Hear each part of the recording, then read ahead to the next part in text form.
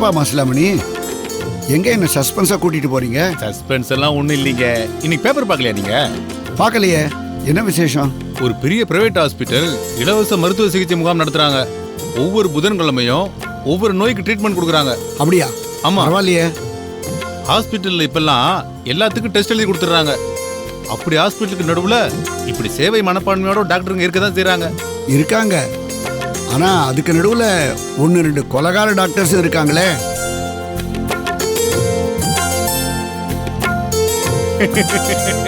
என்ன சிரிக்கிறீங்க? ஹெல்மெட் போடுற விஷயமா ஒரு வீடியோ வந்திருக்கு பாருங்க.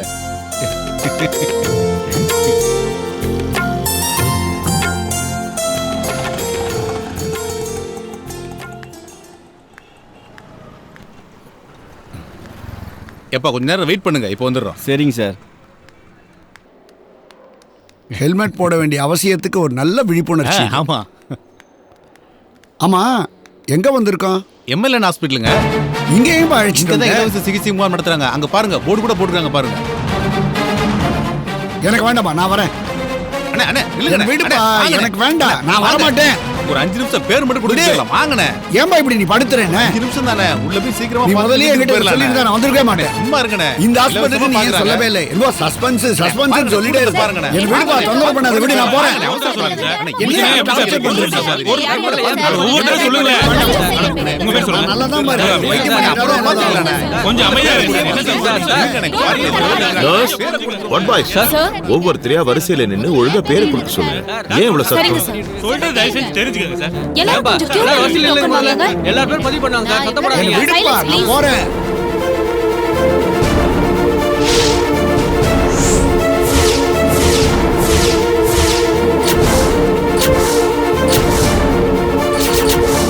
நீயா? அட பாவி, நீயா? மாசிலாமணி, என்னையா வாழறதுக்கு கூட்டு வருவேன்னு பார்த்தா சாகரத்துக்கு கூட்டு வந்திருக்கிய. இங்க இலவச சிகிச்சை நடக்காது, எதுவும் நடக்காது. எல்லாம் போய் பித்தலாட்டம்.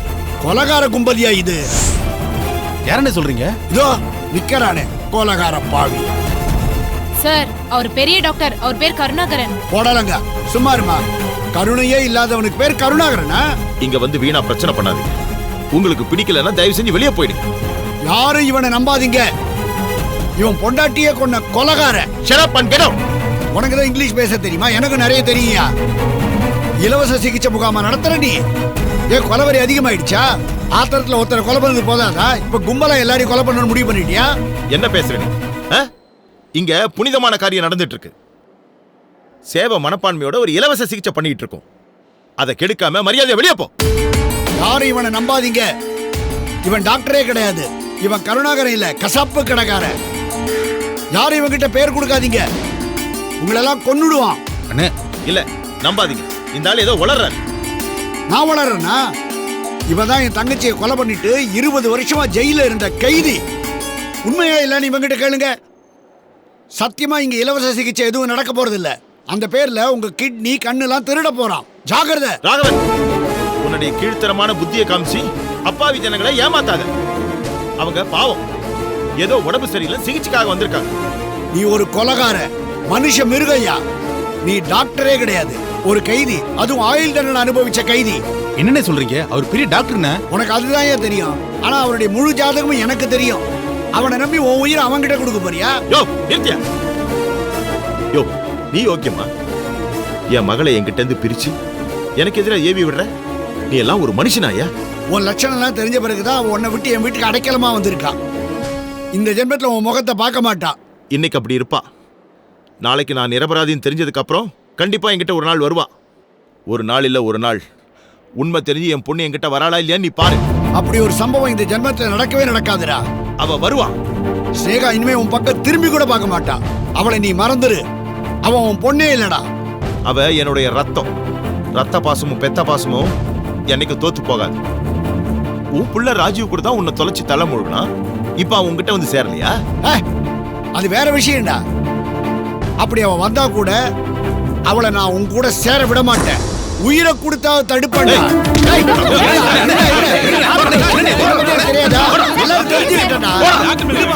நல்லது நடக்கிற இடத்துல வந்து குழப்பிட்டு இருக்கான். வாங்கண்ணே, என்னன்னு கேட்காத உன்னோட வந்த பாரு. என்னன்னு இப்படி பண்ணிட்டீங்க? உன்ன யாரே இந்த ஹாஸ்பிட்டலுக்கு என்ன கூட்டிட்டு வர சொன்னாங்க? அந்த கொலகார முகத்துல முடிக்க பாரு தெரிஞ்சிருந்தா நான் இங்க வந்திருக்கவே மாட்டேன். எனக்கு என்னன்னு தெரியும், மன்னிச்சிருங்கண்ணே.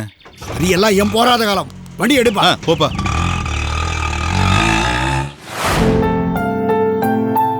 மீனா, வரேங்க. இந்தாங்க. எங்கே கிளம்பிட்ட? நான் என் வீட்டுக்கு போறேன். ஏன் ஆர்த்தி, என்ன திடீர்னு? போதும் அண்ணி, என்னால இங்க இருக்க முடியல. ஏன்னா யார் மேல எனக்கு நம்பிக்கை இல்ல. என் கூட இருக்கிறவங்க எல்லாம் என் முன்னாடி சிரிச்சு பேசிட்டு நான் திரும்பினோடனே முதுகுல குத்துறாங்க. என்ன பேச்சு இது?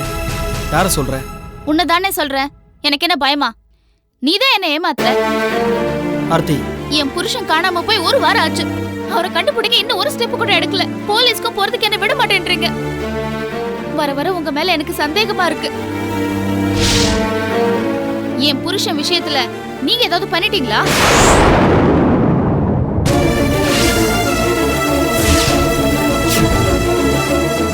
ஆர்த்தி, அப்புறம் ஏன் போலீஸ்க்கும் போக மாட்டேங்கிறீங்க? அவரை தேடவும் மாட்டேங்கிறீங்க.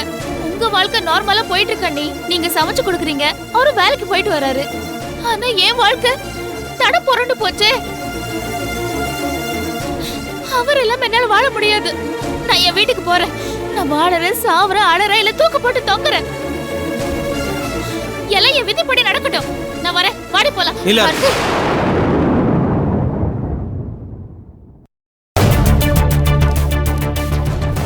என்ன இது? 2 நாளைக்கு முன்னாடி நான் போலீஸ் ஸ்டேஷன் போய் உன் புருஷனை காணோன்னு கொடுத்த கம்ப்ளைண்ட் காப்பி.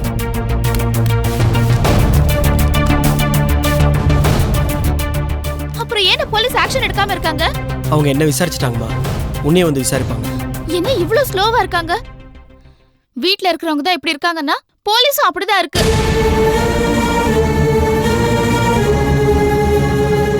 ஆர்த்தி, இப்படியெல்லாம் பேசாத. முதல்ல எங்க மேல நம்பிக்கை வை. மீனாக்கும் உன் மேல பாசம் இருக்கு. தயவு செஞ்சு அவளை வார்த்தையால காயப்படுத்தாத. என்ன மன்னிச்சிருங்க அண்ணி. சில சமயம் நான் கோவமா பேசுற வார்த்தையெல்லாம் தப்புன்னு எனக்கு புரியுது. இருந்தாலும் வேதனை தாங்க முடியல. என்ன மன்னிச்சிருங்க அண்ணி. உன்னை மன்னிக்கவே முடியாது அண்ணி. உன்னை மன்னிக்கணும்னா ஒரே வழி, பொட்டியை தூக்கிட்டு உள்ள போ. நீ இங்கதான் எங்க கூட தான் இருக்கணும். இல்ல நீ, வீட்ல போட்டது போட்டபடியே இருக்கு. என் புருஷனை பத்தி எந்த தகவலும் எந்த நம்பிக்கையும் இல்லாம நான் எத்தனை நாளைக்கு தான் இந்த வீட்ல இருக்க முடியும்? இன்னும் 2 நாள் தங்கம்மா. அண்ணன் வீட்டுல தங்கறதுல உனக்கு என்ன பிரச்சனை? இங்க பாரு, கதிர் காணாம போனதுல எங்களுக்கும் வருத்தம் இருக்கு. இப்போ நீ வீட்டுக்கு போய் தனியா இருந்தனா தேவையில்லாத என்னெல்லாம் உன் மனசுல ஓடும். நான் போலீஸோட உதவியோட இன்னும் 2 நாள்ல உன் புருஷனை கண்டுபிடிச்சி உன் கூட சேர்த்து வைக்க வேண்டியது எங்க பொறுப்பு, சரியா? அண்ணா, நான் இங்க இருந்தா ரொம்ப சண்டை போடுறேன்னு அது எனக்கே தெரியுது. நீ சண்டை போட்டாலும் பரவாயில்ல. யாருக்கிட்ட சண்டை போடுற? எங்க கிட்ட தானே. நீ சண்டை போட்டாதான் உன் மனசுல இருக்க கோவம்லாம் குறையும், இல்லைன்னா பாரம் அதிகமாயிரும். அதான் நான் சொல்றேன்ல, பெட்டி எடுத்து உள்ள வை. நான் ஆஃபீஸ்க்கு போயிட்டு வந்துடுறேன். வரமீனா? போயிட்டு வாங்க.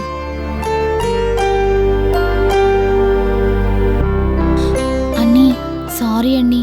நான் தப்பா ஏதாவது பேசியிருந்தா என்ன மன்னிச்சிருங்க. நானும் ஏதாவது தப்பா பேசியிருந்தா மனசுல வச்சுக்காத, உள்ள போ. பொடச்செல்லாம்.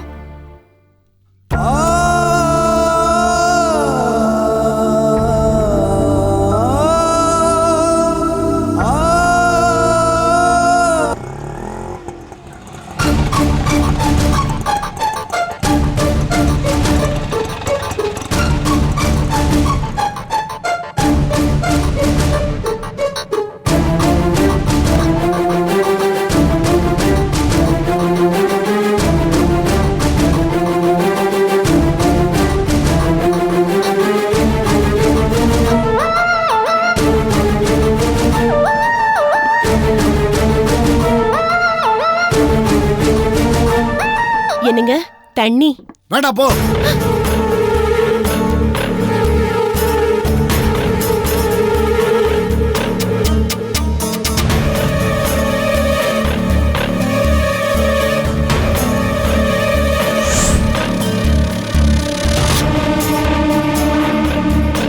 ஸ்னேகா, ஸ்னேகா, ஸ்னேகா. என்னாச்சு மாமா? ஹாஸ்பிட்டல்ல கொலகார பாவி கருணாகரனை பார்த்தம்மா.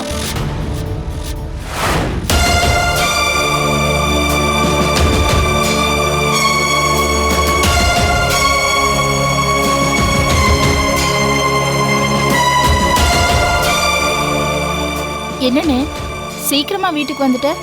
கேம்ப் நடக்கலையா? உனக்கு உடம்புக்கு எதுவும் நல்லதானே இருக்க? எதுக்கு திடீர்னு வந்துட்ட?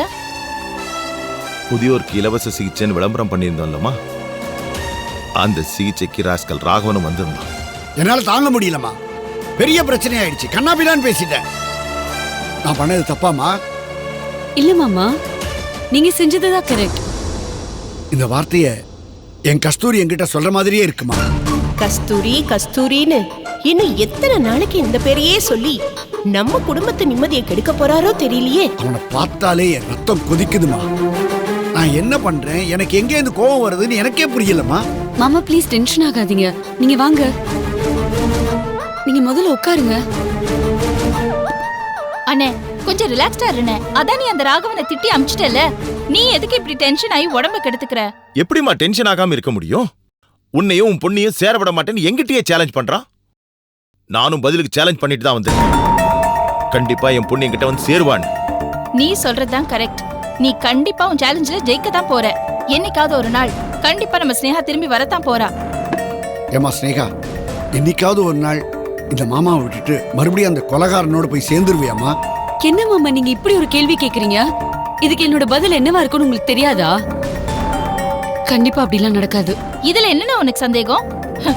இன்னைக்கு வேணா நம்ம தற்காலிகமா தோக்கலாம், ஆனா கடைசியில ரத்த பாசம் தான் ஜெயிக்கும்.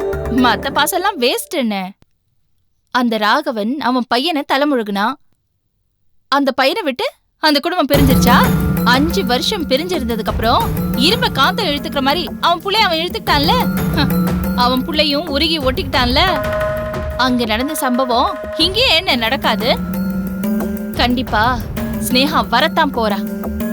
நம்ம கண்ணீர் அவளை கொண்டு வரலனாலும் காலம் கொண்டு வந்து அவளை உன் கண் முன்னாடி நிறுத்தத்தான் போகுதுன்னு. அவர் கீவே இறக்கமே இல்ல மாமா. இதே நீங்க ராஜு கிட்ட கேட்டு பாருங்க. அவர் ஒரு உயிரை கொலை பண்ணாலும் 1000 உயிரை காப்பாத்தினாருன்னு சொல்வா. ஆனா நான் சொல்றேன், ஒரு சொம்பு நிறைய பால் வச்சுக்கிட்டு அது கெடுக்கிறதுக்கு ஒரு துளி விஷம் போதும். அது மாதிரிதான் இவரும். 1000 உயிரை காப்பாத்தினாலும் ஒரு உயிரை கொன்னது தானே. அம்மாடி, கஸ்தூரி விஷயத்துல நீ என்னை விட ரொம்ப தெளிவா இருக்கமா. இருந்தாலும் இன்னும் என்ன மாமா தயக்கம்? இல்லம்மா, ராஜீவ நான் என் மனசுலேருந்து தூக்கி எறிஞ்சேன். அவனை என் பிள்ளை இல்லைன்னு சாபம் விட்டேன், துரோகின்னு கூட சொன்னேன். ஆனா இன்னைக்கு பாரு, ரத்த பாசம் பெத்த பாசம் என்னை தோக்கடிச்சிடுச்சு. இத்தனை வருஷ பகையை மறந்து அவனை என் பிள்ளைன்னு ஏத்துக்கிட்டேன். இதே மாதிரி ஒரு சந்தர்ப்பத்துல நீ மனசு மாறி அந்த கொலகார பாவியோட சேர்ந்துட மாட்டியே. எதுக்கு நான் கவலைப்படுற? ஸ்னேகா கண்டிப்பா வந்துருவா. அவ வருவாங்கிற நம்பிக்கை எனக்கு ஒரு பக்கம் இருக்குமா, ஆனா அவ வரமாட்டாங்கிற அவநம்பிக்கையும் எனக்கு இன்னொரு பக்கம் இருக்குமா. அந்த ராகவி இவ்வளவு திமிரா பேசுறத பார்த்தா அந்த தைரியம்லாம் எங்க இருந்துமா வந்திருக்கும் அவனுக்கு? அது நிச்சயம் ஸ்னேகா தான் கொடுத்திருக்க முடியும். அவ்வளவு ஆணித்தரமா பேசுறாமா, அப்பட்டமா சொல்றாமா அவன். அதுக்காக ஸ்னேகாவை அப்படி விட்டுற முடியுமான்னு? அவன் நம்ம பொண்ணை பறிச்சு வச்சிருக்கான். நாம அவளை திரும்ப பறிக்கணும்னு. இது பாருண்ணே, சும்மா கெஞ்சிக்கிட்டலாம் இருக்க மாட்டேன். நான் முடிவு பண்ணிட்டேன். ரத்தம் பார்த்தாலும் பரவாயில்ல, ரத்த பாசம் ஜெயிக்கிற வரைக்கும் நான் விட போறதில்ல.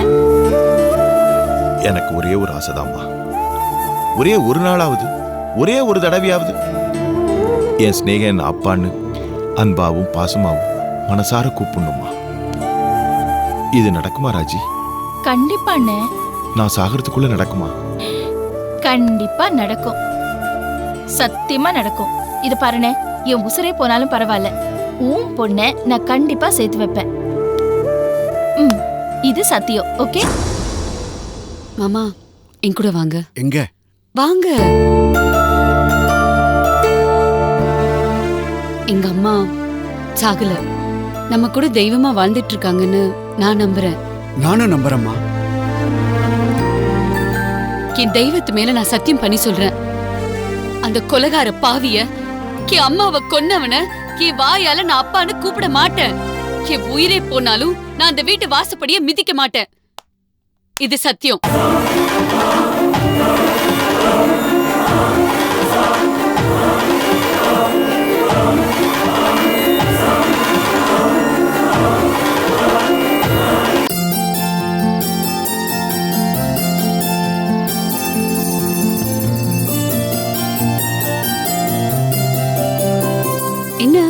நைட் ஷிஃப்ட் போகாம வீட்ல இருக்க? ஏன் நான் வீட்டில் இருக்கிறது உனக்கு கஷ்டமா இருக்கா? ஒரு முக்கியமான விஷயம் ஸ்னேகா, அண்ணனுக்காக ஒரு வேலையை ரெடி பண்ணிட்டு இருந்தேன்ல, அந்த வேலை கிடைச்சிருச்சு. ஹே சூப்பர். என்ன வேலை? எங்க? என்னோட ஆஃபீஸில் தான். அவரோட தகுதிக்கும் திறமைக்கும் இது ஏற்ற வேலை, அதில் எந்த சந்தேகமும் இல்லை. நாளைக்கு வேலையில் ஜாயின் பண்ண போறாரு. சூப்பர், ரொம்ப நல்ல விஷயம். சீக்கிரமாவே நீ அவருக்கு ஒரு வேலையை பார்த்து கொடுத்துட்ட. ஆமாம்மா, இதில் ஸ்பீடாக இருந்தால் தானே இன்னொரு முக்கியமான விஷயத்தில் தீர்வு கிடைக்கும். என்ன விஷயம்? நம்ம தாம்பத்திய வாழ்க்கை தான். அத்தை கடன் அடைக்கணும், நம்ம புதுசாக பிஸ்னஸ் ஆரம்பிக்கணும்லாம் பேசணும்ல, அதுக்கு தான். அப்புறம் நான் உன்கிட்ட ஒரு முக்கியமான விஷயம் சொல்வேன். நீ டென்ஷன் ஆகக்கூடாது. தெரிஞ்சும் தெரியாத மாதிரி இருக்கணும். நல்ல மூடில் இருக்கணும். நீ பாட்டுக்கு அண்ணி பற்றி அந்த நேரத்தில் பேசி என்னை டென்ஷன் ஆக்கி விடாத. ஏய் பாத்தியா, என்னை பத்தி நீ புரிஞ்சுக்கிட்டது இவ்வளவுதானா? நான் ஒன்னும் உங்க அண்ணி பத்தி பேச வரல. நான் பேச வந்தது பிரியாவை பத்தி. பிரியாக்கு என்ன விஷயம்? இந்த விஷயத்த உன்கிட்ட எப்படி சொல்றதுன்னு தெரியாம தவிச்சுக்கிட்டு இருந்தேன். இப்பதான் அதுக்கான சந்தர்ப்பம் கிடைச்சிருக்கு. என்ன சொல்லு ஸ்னேகா, என்ன விஷயம்? நம்ம பிரியா அந்த பிரதீப்பை லவ் பண்றா. பிரதீப் லவ் பண்றாளா? ஆமா, அவங்க 2 பேரும் பார்க்கு பீச்சுன்னெலாம் சுத்திக்கிட்டு இருக்காங்க.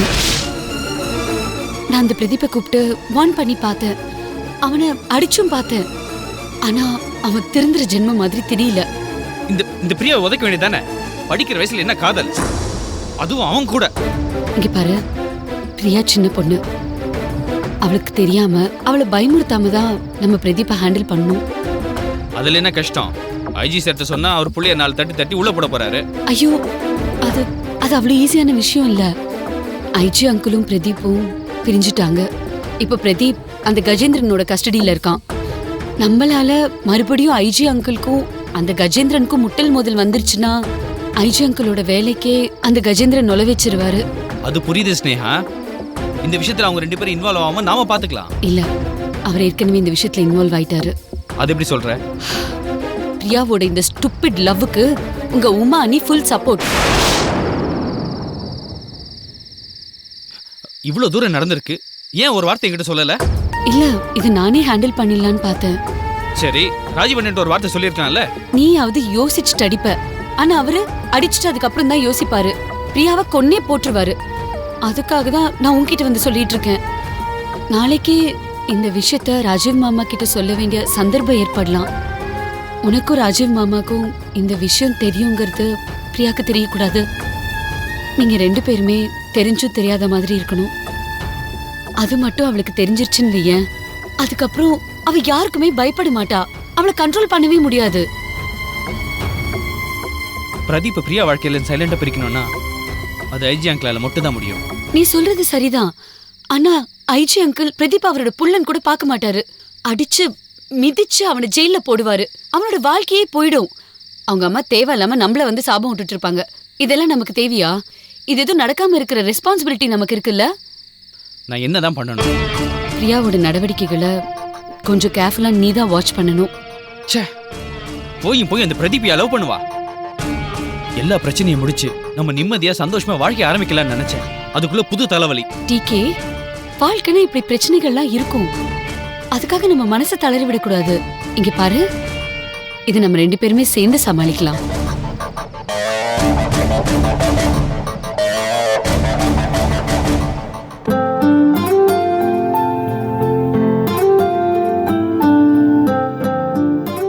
என்னண்ணே, நீ இன்னும் கிளம்பலையா? பாரு, நான் ரெடி ஆயிட்டேன். மினிஸ்டர் வந்துருவாரு. அவர் வந்த உடனே ஃபங்க்ஷன் ஆரம்பிச்சிட போறாங்க. அது எப்படிமா ஆரம்பிப்பாங்க நம்ம இல்லாம? அதுவும் இல்லாம இன்னைக்கு நான் ஒரு விளம்பரம் கொடுத்துருக்கேம்மா. நாம செய்யறது ஒரு பொது தொண்டு. அதுக்கு நிறைய இளைஞர்கள் தேவையில்ல. அதுக்காக பத்திரிக்கையில ஒரு விளம்பரம் கொடுத்தேன். நீ சொல்றது வாஸ்தவம் தானே. நமக்கும் நிறைய ஆளுங்க தேவை. ஆனா எல்லாருக்கும் பெரிய சம்பளம் கொடுக்க முடியாது. ஏதாவது பொது சேவை பண்ற கிளப், காலேஜ் பசங்க இப்படி பாப்போம். என்ன சரிம்மா. செல்வி மேம், இங்க வாமா. தோ வரேன் மேம். சொல்லுங்க மேம். செல்வி, இன்னைக்கு ஃப்ரீ மெடிக்கல் கேம்ப். நாங்க ஃபுல் டே பிஸியா இருப்போம். நீ சாப்பிட்டுட்டு ரெஸ்ட் எடு. நாங்க வரதுக்கு லேட் ஆகும். சரியா? சரி மேம். செல்வி சார் நீ எங்க கூட வாயேன்.